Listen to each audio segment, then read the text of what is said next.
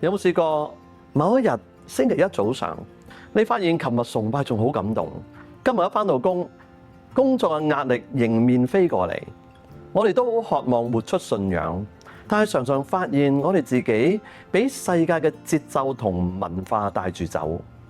點解呢？因為我哋不知不覺接受咗一個謊言，以為信仰係可以離地，同生活割裂。作為門徒，從來唔係信仰嘅選項，係耶穌嘅命令，唔係講下口號，而係每日跟從同埋委身。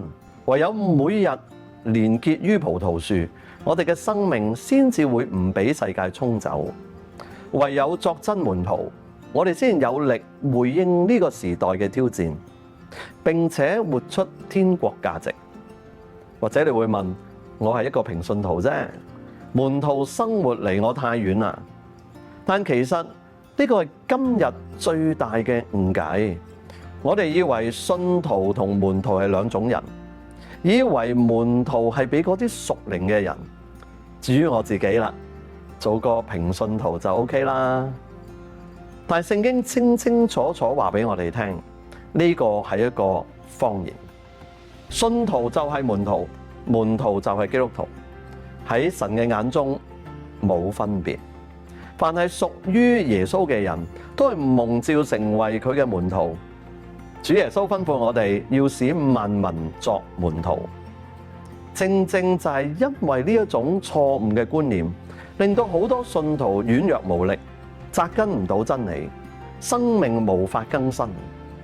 今日你係咪願意只係做一個掛名嘅信徒，定係願意成為一個徹底翻生、有力向前嘅門徒？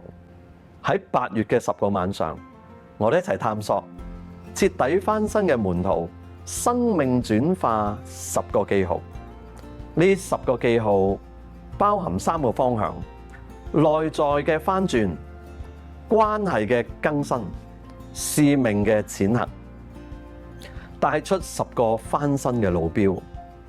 如果你渴望生命不再一樣，如果你內心深處渴望一個真實嘅突破，我誠意邀請你預留8月呢10個晚上，讓我哋一齊踏上呢個翻身嘅旅程，活出屬於天國嘅記號。